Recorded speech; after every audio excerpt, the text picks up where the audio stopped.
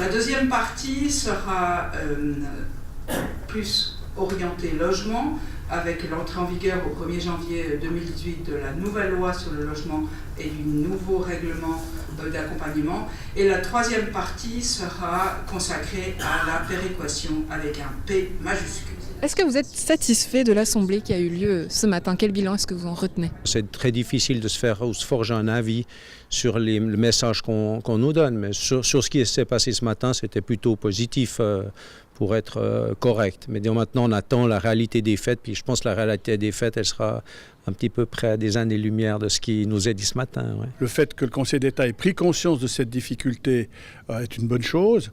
Évidemment, comme j'ai eu l'occasion de le dire quelquefois, je suis serein donc jusqu'en 2019. Restera à savoir quelle sera la solution qui sera proposée à partir de 2019. Et là, j'ai eu l'occasion de dire que, effectivement, aujourd'hui, on a trouvé une solution provisoire. C'est un peu, si vous me passez l'expression, un emplâtre sur une jambe de bois. La jambe de bois va tenir, mais il faudrait peut-être changer de jambe. On va contre une situation qui se péjore. Il n'y a pas de raison que ça aille dans un autre sens.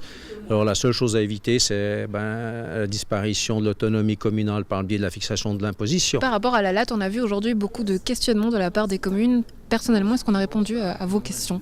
Non, pas encore, mais je pense qu'il y a des questions qui sont difficiles à résoudre. Je crois que le canton restait un peu sourd aux préoccupations individuelles aussi longtemps qu'il n'avait pas passé la 4e révision du plan directeur, qui est actuellement, je crois, en phase d'acceptation au niveau fédéral.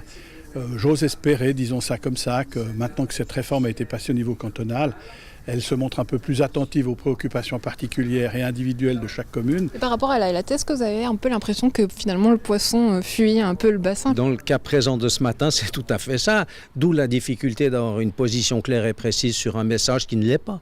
Donc, et puis il y a un paradoxe. On est dans une région où on pêche par logements sociaux ou entre guillemets bon marché ou à loyer modéré. Donc les communes qui veulent se donner la peine de faire quelque chose, elles se voient bloquées par la LAT. Alors je veux dire, c'est un peu le chien qui se mord la queue quelque part. Donc trouver l'erreur. Hein.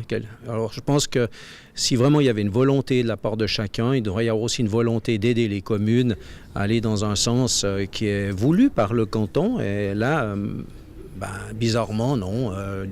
On vous bloque. Est-ce que vous vous sentez délaissé par le canton? Est-ce qu'on a déjà été aidé? Non, délaissé, je veux dire, après c'est des grands termes. Non, je ne pense pas qu'on soit délaissé. Ils font ce qu'ils peuvent, les braves. Hein. Mais voilà, je veux dire, il y a des problématiques qui sont quasiment insolubles. Des décisions qui sont dictées par le peuple sans forcément avoir pris raisonnablement les tenants et les aboutissants de la résultante. Mais disons, je pense que certaines communes, on n'est peut-être pas considérées comme on devrait l'être par rapport à notre potentiel fiscal, entre guillemets. Et le Conseil régional ?